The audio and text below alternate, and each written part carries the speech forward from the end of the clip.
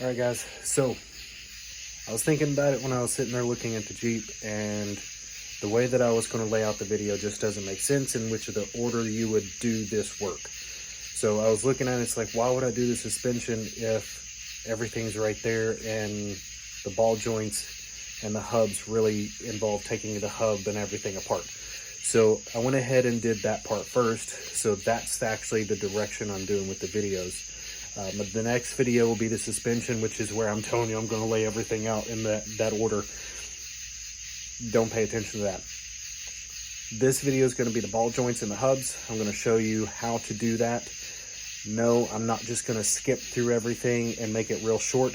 I'm going to show you the trials and tribulations, because I watched other videos and they made it look easy, and it's not always easy. So I'm going to show you the difficult aspects of it, how I did it. Granted, all I have is air tools, so it's going to be a very difficult process. So let's get into it. Let me show you how I did it. Let me show you the tools I used, and I'm going to try my best to label everything out. I think I did a pretty good job when I was working on it, what size nuts and bolts and everything was. And let's get into it.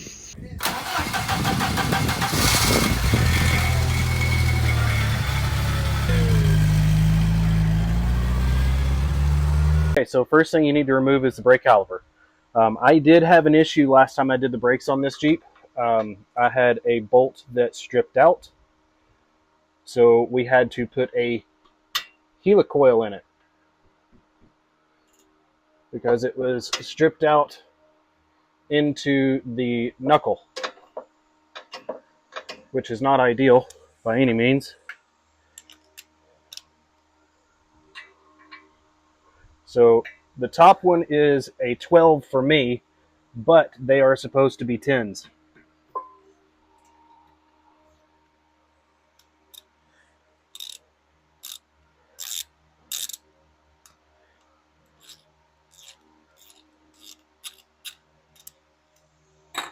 Now, in the interest of saving time, I am going to try and use air tools as much as possible, just because I have them.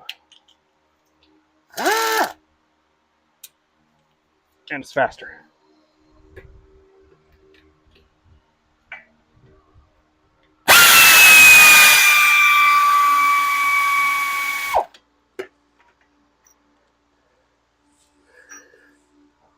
Be sure and keep your hardware for your items in close proximity so that you know where they go. If you have magnetic trays like I do, but they're all used like mine are, just keep it in close proximity. If you don't have your magnetic trays all used up, then you can use those.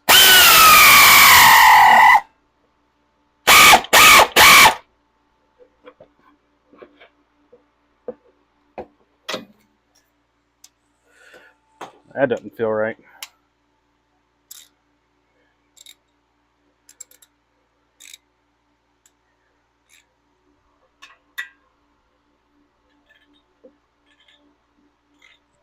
That sounds like a helicoil coming out, which is not grand because I don't have a repair kit for that.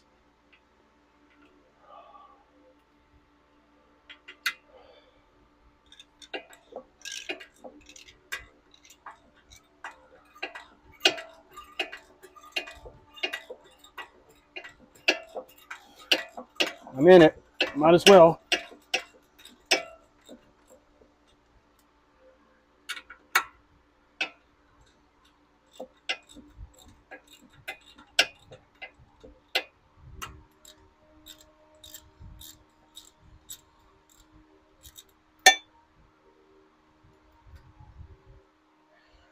Okay, well, the bolt is out. Let's hope the helicoil didn't come out too.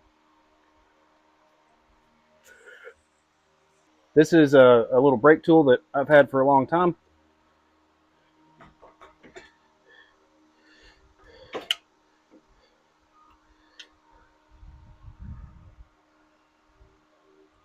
Okay, looks like we're still good. Helicoil is still in there. We're good, folks. We're good. Nothing like a little scare for you. Now, you want to hang this up out of the way.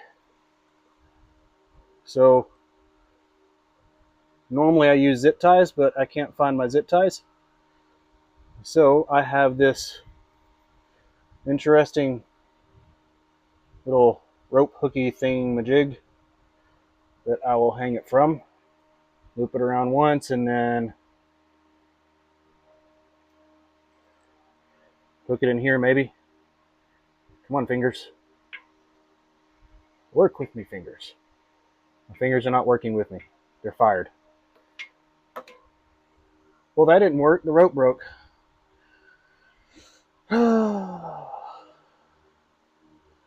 Because it has to be hung up out of the way, so zip ties.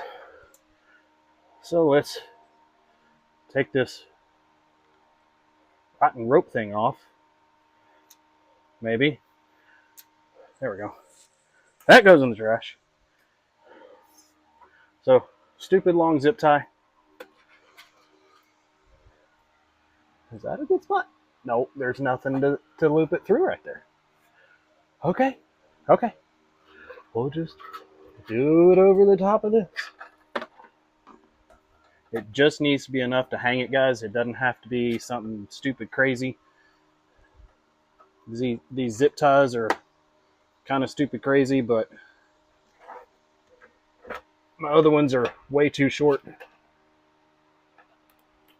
And you're just trying to prevent anything from putting too much stress on your brake line. Okay, that's out of the way. We now need to take the rotor off.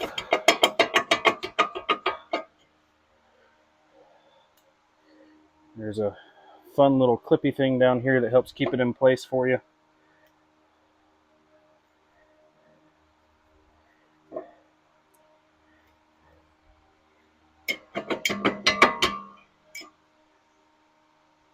It's broken, so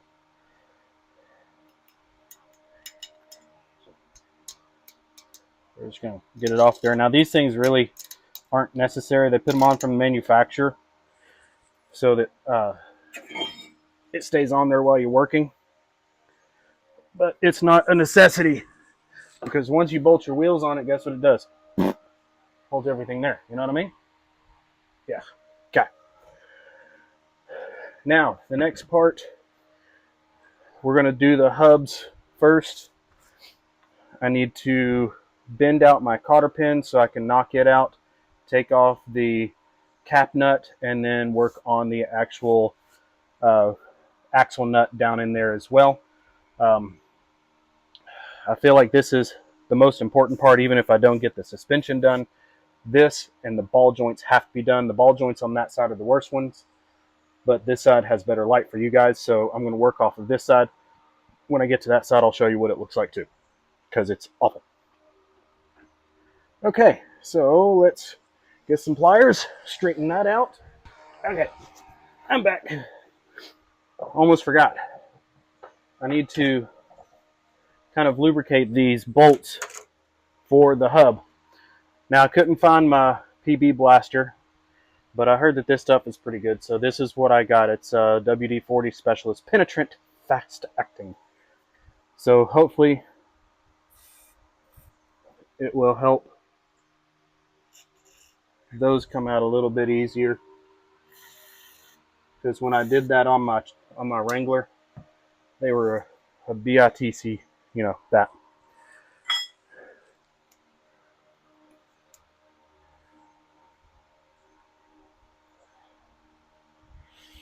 Okay, so make sure your cotter pin's nice and straight. I like to use the very end of my needle nose to get it started, and then I actually have an old screwdriver that I took the handle off of because the handle was broken, and I actually use it a lot of times as my punch for different things.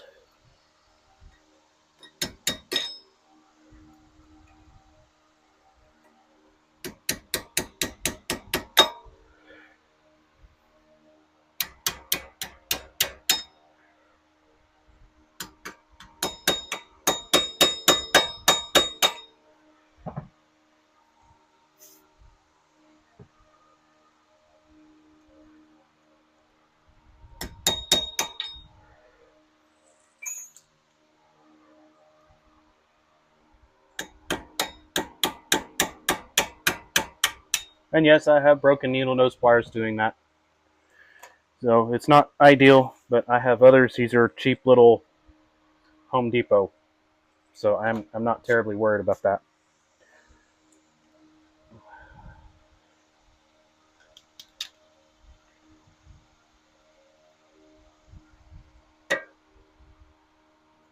Error. Because I do not have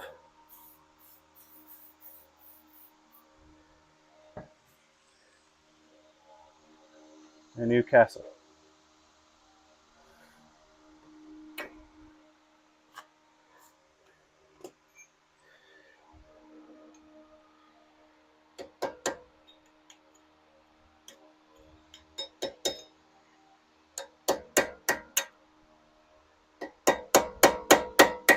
There we go.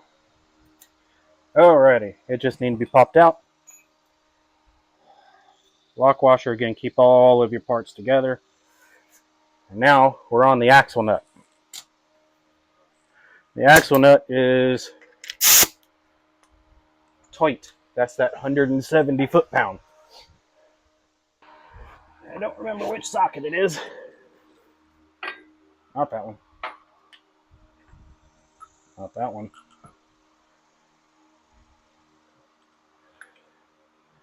Not that one. Not that one, and not that one. So that means I don't have it. Okay, so I'm back. I didn't realize I needed this. 36 millimeter 6-point. I realized after I sat there for a moment, when I did the work on the Wrangler, I borrowed somebody's and I gave it back because that's what you're supposed to do. So I did not have one. I do now. So reverse, air tool, slap her on, slide her off. The drive to get said axle nut socket is 25 minutes one way. So what you guys saw was about 15-20 seconds of a 30-minute trip. Yay! Okay. Now, find something else. So the other thing that I had to find that O'Reilly's didn't have was a 13 millimeter 12-point socket for the bolts that holds the hub on. And they don't have one. So I can't use air tools. So I have to go kind of old school and use these. So, oh yeah, I forgot I got to take that bracket off, I think. No? Nope, I don't. Okay. So get her on there nice and good. And then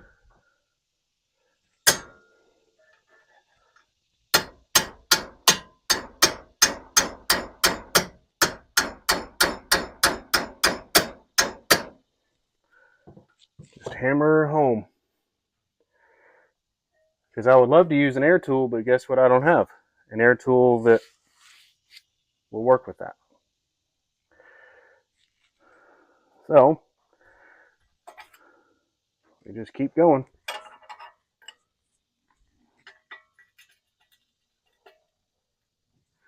But make sure that they're on there nice and snug.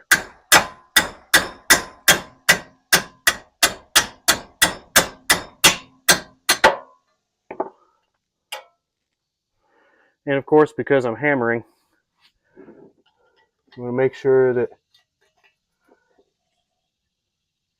it is not breaking your tool.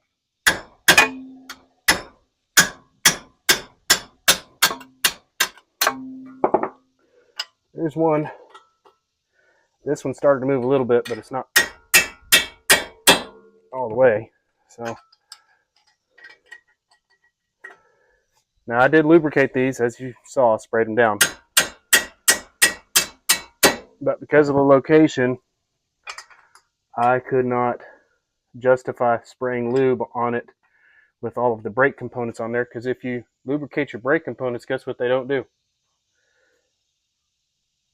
stop the vehicle. Okay. Now this last one's a booger because I have to hammer the other direction.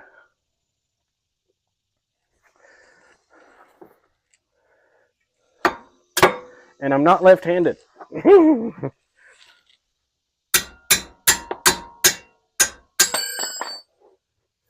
Well, now,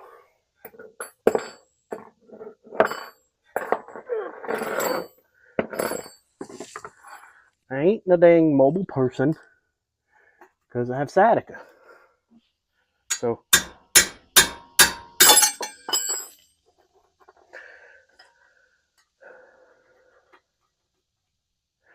what I'm trying to tell you guys is this one ain't easy because it's in a odd place, which is why I wanted to use air tools, but I can't use air tools because I don't have a 13 millimeter 12 point.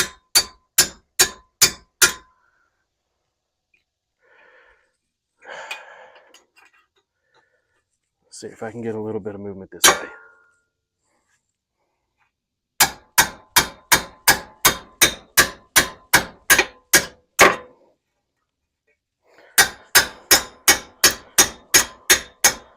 There we go.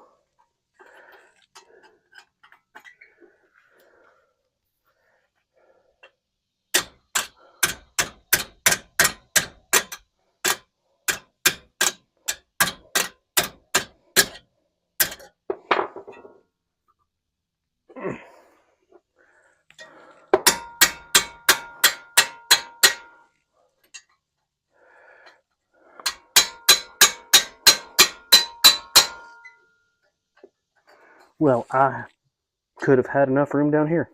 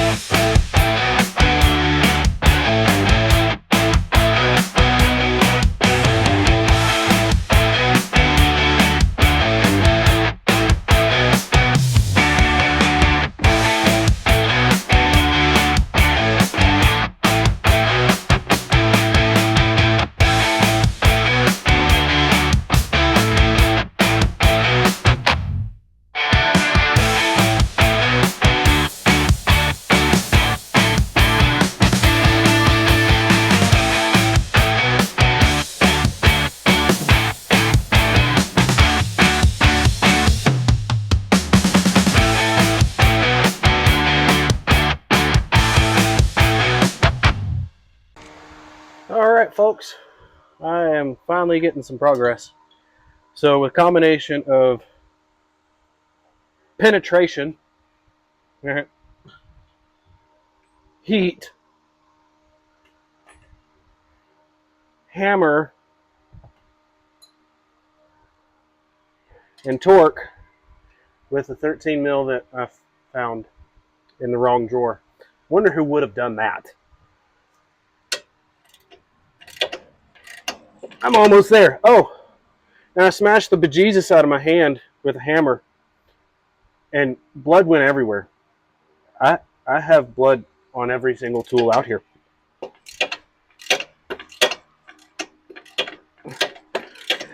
But nothing some duct tape and paper towel can fix. I actually let it ride for a while, but every time I would do something, I'd open the blister again. So I decided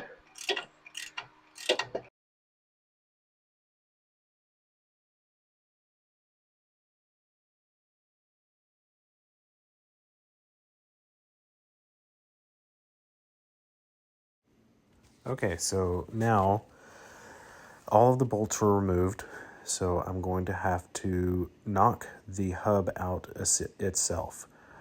As you can see, it is still attached even though all of the bolts are removed, and that's because just like the rear wheel, it's rust welded in because it is a very tight fit. So I'm going to be using a mix of hammers and hitting and pounding the hub to get it to let go. It probably took me about a good 5-10 minutes of hammering. Started out with my small hammer and realized that it wasn't going to do enough, so then I switched over to my mini sledge. I didn't need to switch to the big boy, but the mini sledge was able to do it after hitting for a little bit. The opposite side was much easier when we got to that one, and I'll kind of discuss a little bit on that when I did it. So let's fast forward, let's get through this part. That way you all aren't sitting here watching me hammer away for the next 10 minutes.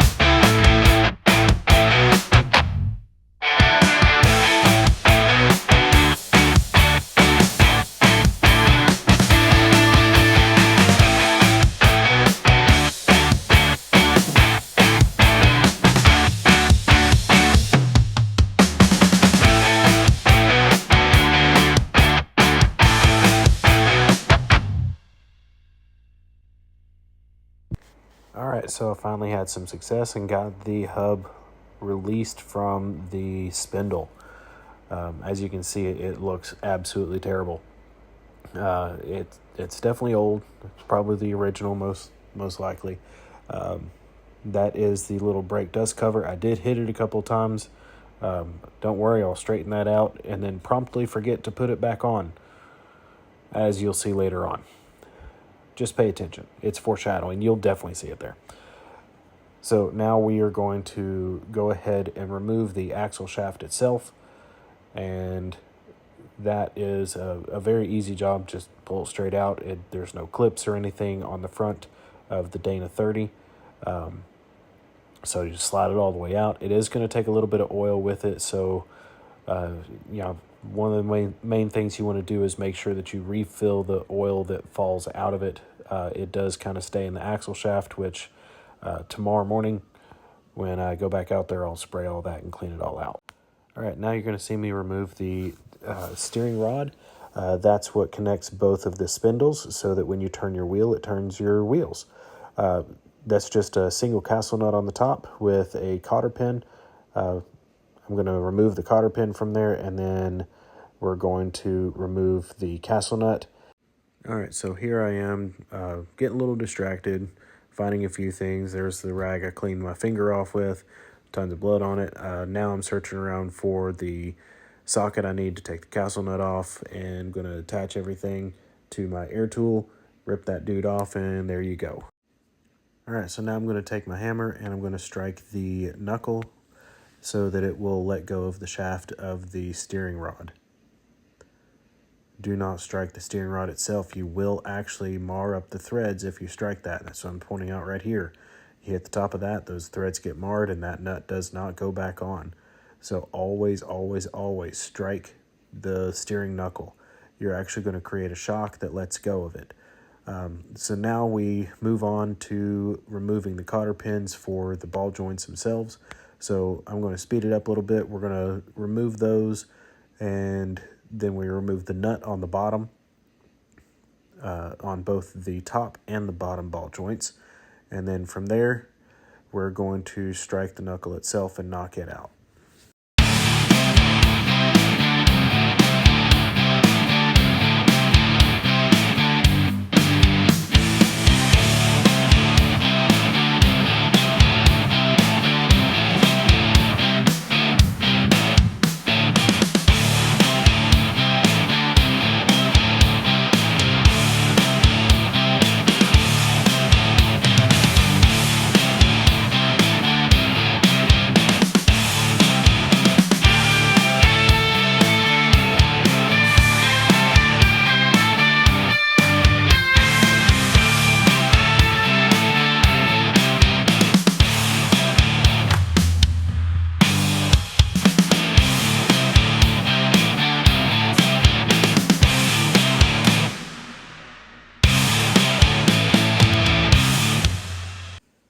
I finally figured out my microphone was dead, so my audio is fixed.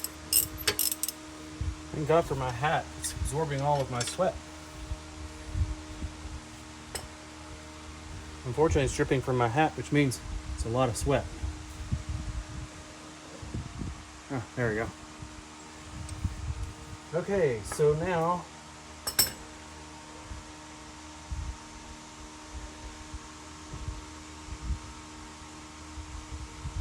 this should drop with a couple of smacks, if I remember correctly.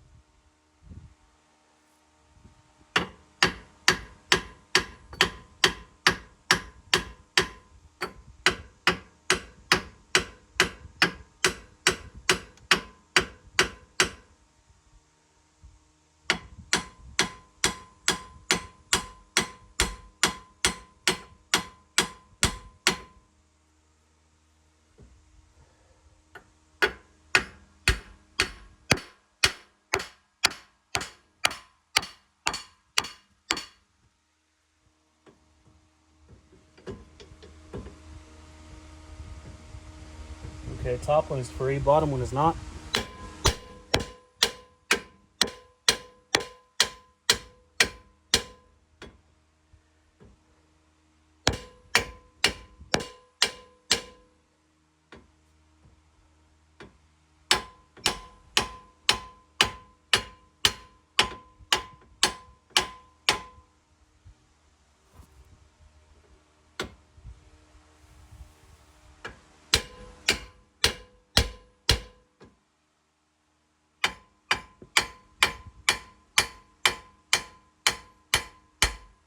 That ball joint's messed up anyway, so might as well hit it. There we go. Knuckle is off. Okay, time for the ball joint tool. Okay, so I was thinking about it. I was thinking it might be easier to remove the top ball joint first rather than the bottom. So that's what we're going to try. Let's see if I can get the breaker bar up there, because it's still just not enough room for air tools. You know, it's fun to have air tools, but it doesn't work sometimes because of space.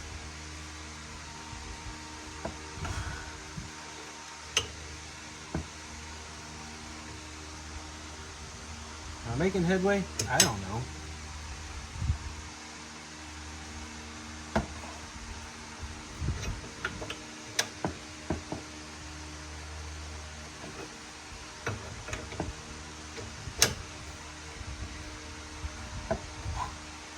I think so.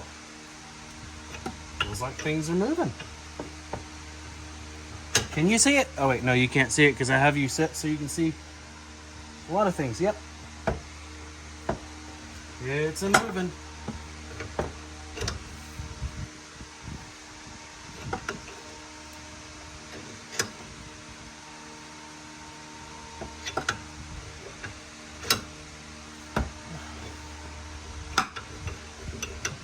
Now with this setup, the disc and the centerpiece, we're gonna run out of room at the bottom. Let's see. That feels light enough. I might be able to use this now since it ratchets. Yeah. Okay. And I'm bottomed.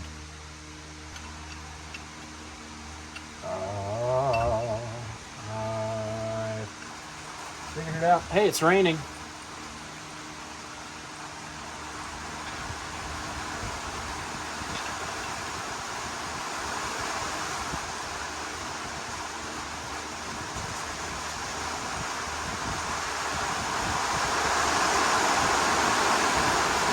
It's a heavy rain. I don't mind. It kind of cools things off a little bit. guys can't hear nothing.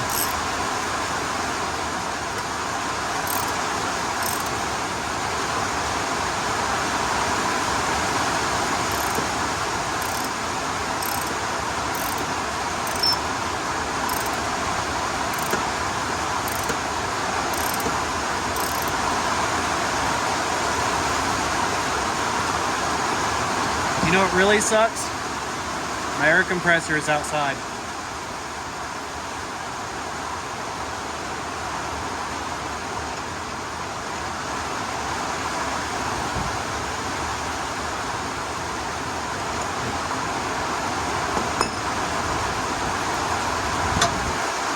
Ball joint number 1 out.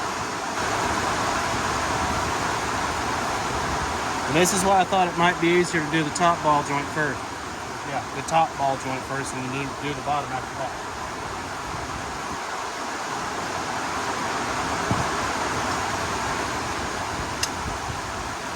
As soon as this rain's done, I'm going to go put a tarp on the air compressor and hope it's not dead, because I kind of need it.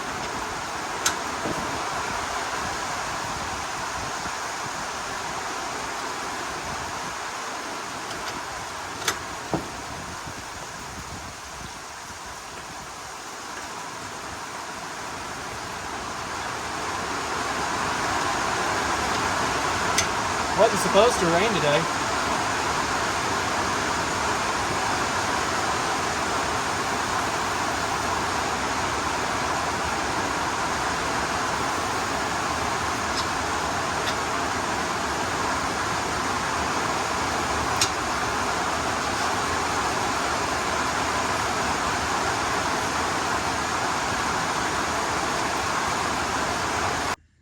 All right, so got the top one out, and now we're doing the bottom one.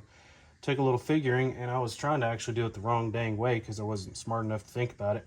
So, big piece down here that sits into the pocket here, and then tighten down here.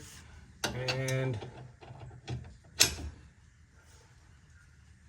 down she goes. I do believe at this point I can move to this, which will be a little bit faster.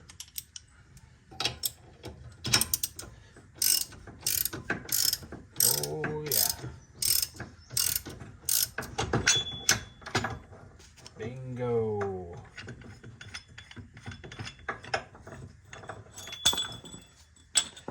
So both ball joints are out.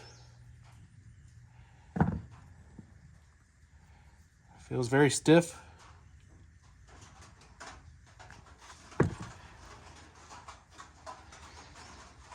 And stiff. Okay, so let's go ahead and get my wire brush.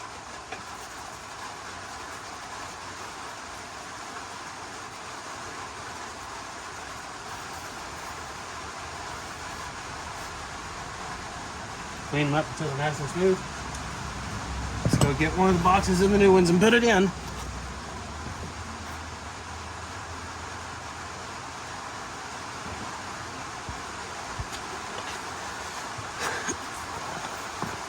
Okay, here we go.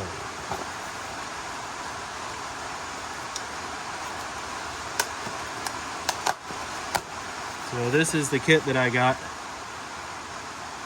It's the Spicer kit. It's 706944X. It has both ball joints, castle nuts, and cotter pins. I don't know what that piece is for because mine doesn't have it, so okay.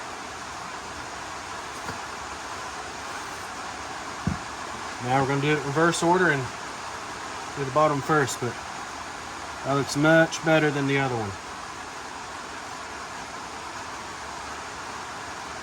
Now the cups I'm taking off so I don't damage those.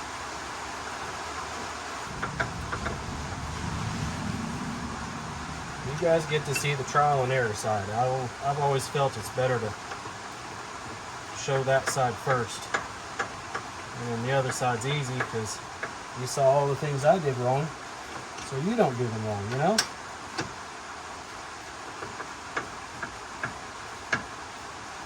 know what I mean? Okay, glad we're all on the same page here. All right. Now, you're going to tighten it down until it seats. I'm going to start with this one first. Other way. Good gravy.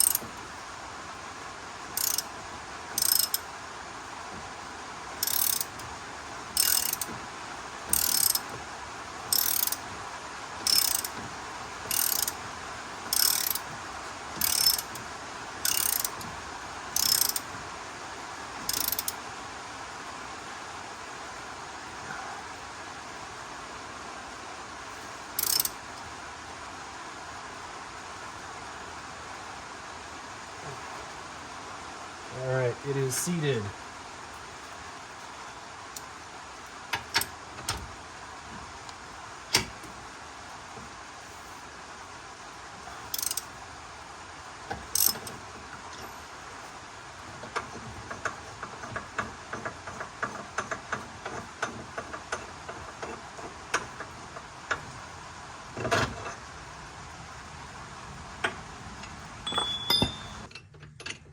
Okay, yeah, we're good.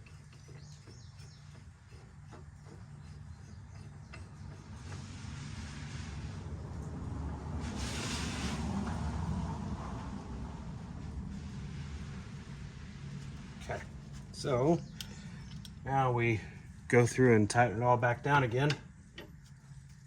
It's gonna be backwards. There we go.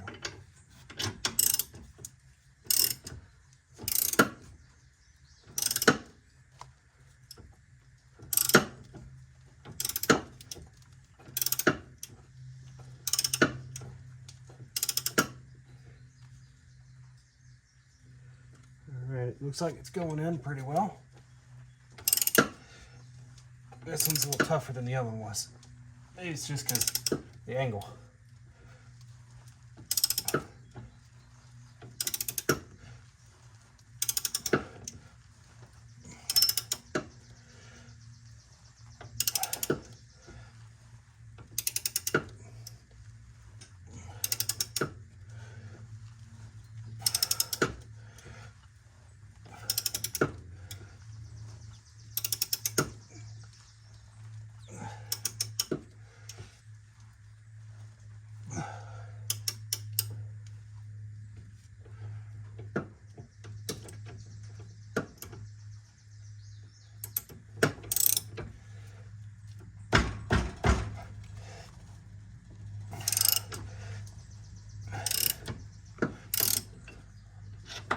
Tension on that dude.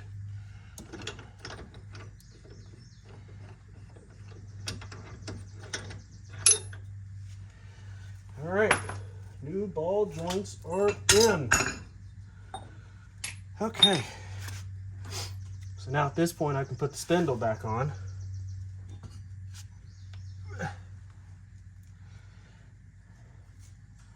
Wire brush. Ow.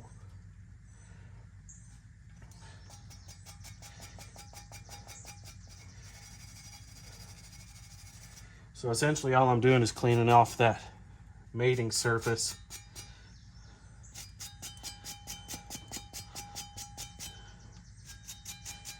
So it looks better.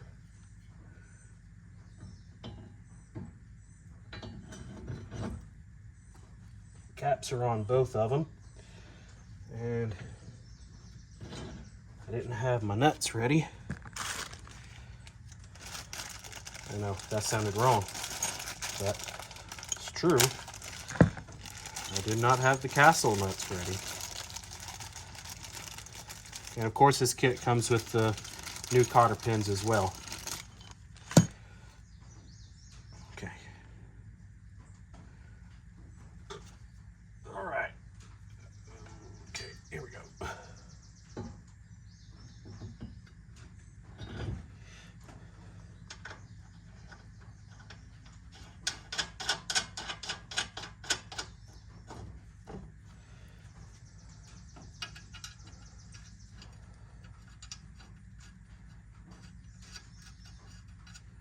Bottom is on. Top is getting there. Okay. Nope. Is it this one? Oh yeah, that's what we had to use. Wrong way. I think I'd learn eventually, but nope.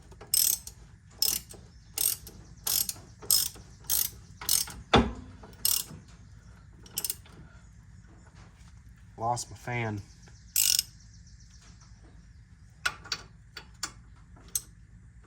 Nope, that's not it. Was it the 22? Yep.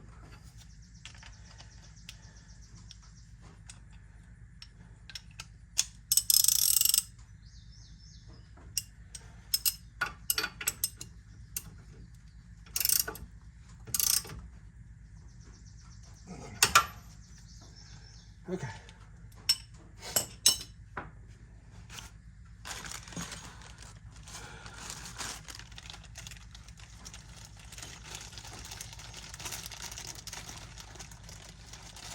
Both cotter pins look to be the same size, so they shouldn't matter, but you have to torque them down. Okay, so the upper ball joint is 75 foot-pounds. The lower ball joint is 80.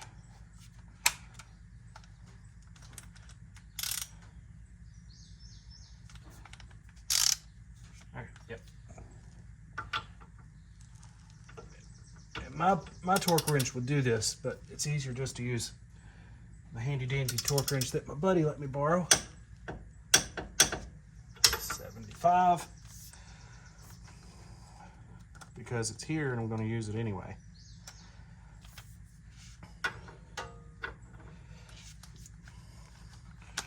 Wrong one, you goofy doof.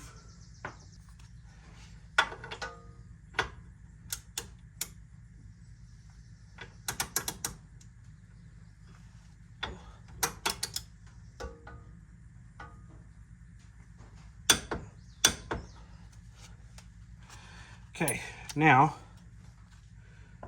when you put the cotter pins in, the cotter pins, you want to make sure that it goes through easily, but at the same time, if your castle nut is covering it, then you need to make sure you tighten instead of loosen.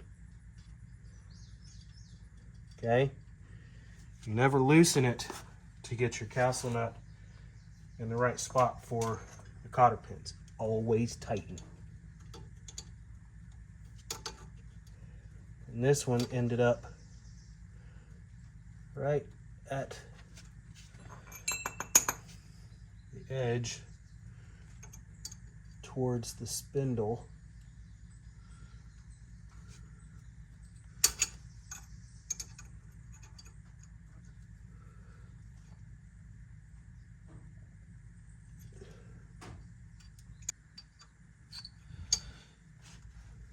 Okay, that one is in.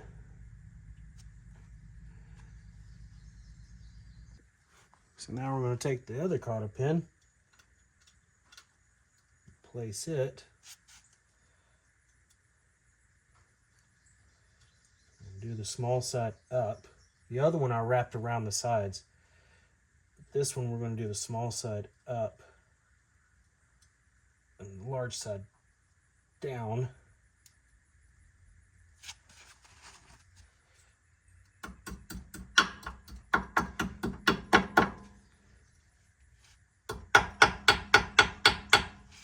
Go. So that part is done. Now there's a whole bunch of oil in the axle right now because it was draining and I used the paper towel to stop it. That's not ideal, but it is what it is. So we're going to take this out and so the whole storage thing bit me in the butt. There's a good section of the videos that was just gone. Come on, Charlie. Charlie, come on. So here's what we've got to do. When you're putting the axle back in, make sure that you lift it up. Don't let it just ride along the bottom of the axle tube, because what's going to happen is it's, one, going to collect all the dirt and dust down there, and two, you're just going to run into your seal, and then if you hit your seal hard enough, boop, it moves. Then what you have to do is, Charlie, sit. I got the dog out here. So then what you have to do is actually take your diff cover off, chunk out, which is your gears and all that stuff, and set yourself a new seal. That's a deal you don't want to do. So nice and slow, nice and gentle. Lift it up. Don't let it ride against your axle tube. Once you get there, you can feel it stop. Okay, raise it up a little bit, and then boop, it goes right in. That's what happened with mine. I do still have the oil and all that stuff in the axle tube. Don't worry, I'll take care of that. Then once you get your axle tube, your axle shaft in place, you take your hub assembly and line it up with the holes that are on the spindle, and then line it up with the axle shaft. Match it all up, push it in. This one was a little bit difficult, so I actually had to use the wood section of my hammer and tap it in. And once I got it tapped in, it slid right in. So now you're caught up. Feel free to put questions down in the comments. I'll answer them. You know, that's what I'm here for. I'm doing all this so that you guys can learn from it too. My mistakes makes your job easier, right? Right. All right, let's get back to the last of it. It's almost done, promise. Okay, so apparently I ran out of space, so I had to empty out my camera for a minute there.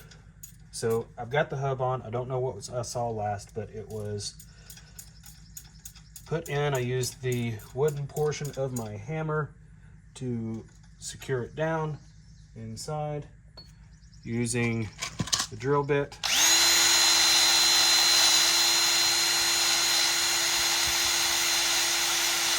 Staining up the threads.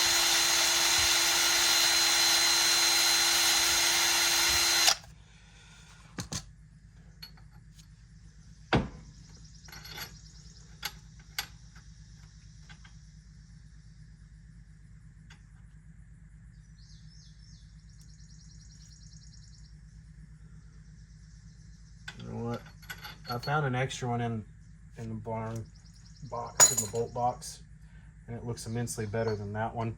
So I'm going to swap that out.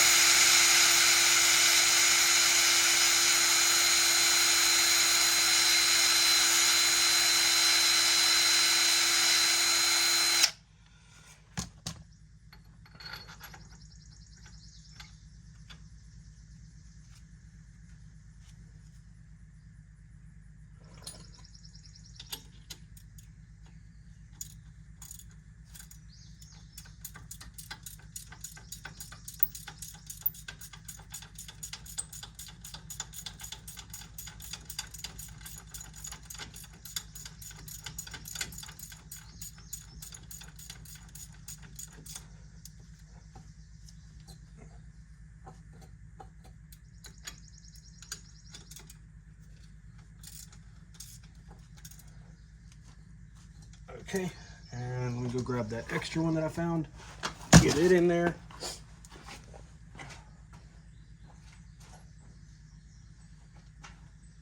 Yeah, because it looks in better shape.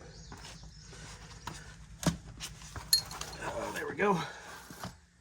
I'm not even sure where I got that. Maybe from the YJ? I don't know. Oh yeah, that even went in easier.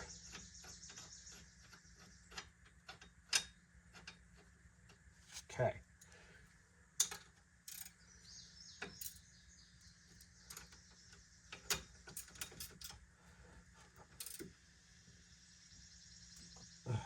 Now, I'm going to torque those down.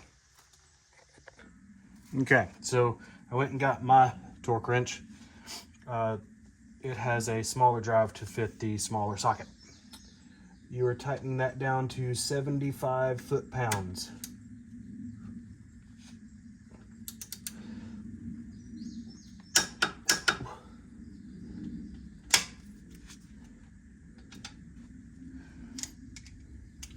And of course, as soon as I picked up the bolt, it went right into the bit of oil on the ground. Okay.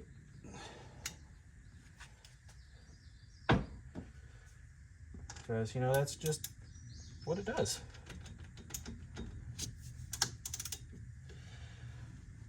There we go. Hub is on. Okay. Almost forgot.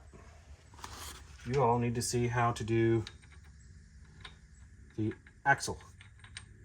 So, what we're going to do is take our nut, washer's on there, take our nut, tighten down,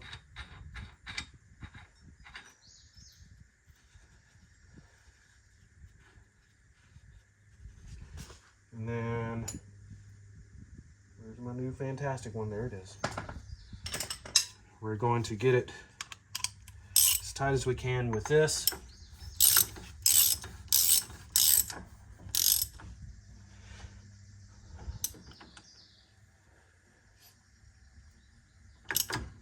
Okay. Now the other part is I'll use breaker bar. It's got to turn this way, so breaker bar. It will rotate. And bam. That's how it's going to lock in place so that I can tighten down appropriately. And we are going to 175 foot-pounds.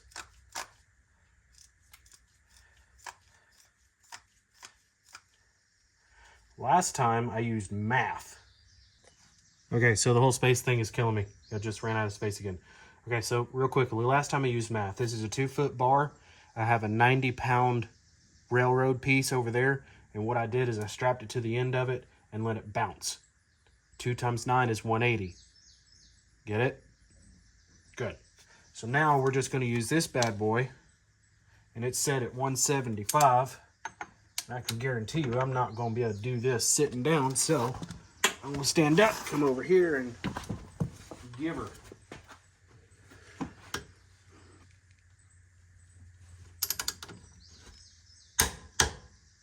There we go. So now that is torqued down to where it's supposed to be. I'm going to take one of the new cotter pins I got. We're going to take our metal cover, nut cover, and then this is a little spring washer. When you put all that on there, it puts tension on it with the spring. Okay?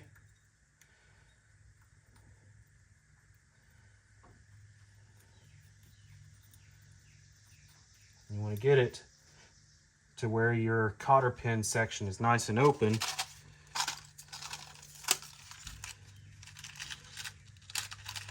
Take a new cotter pin,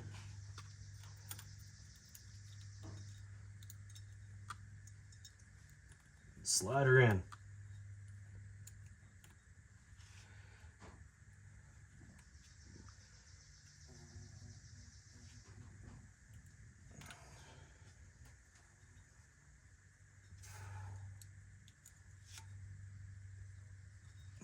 Okay, and then we want it to contour as close as possible. This is a rotating assembly.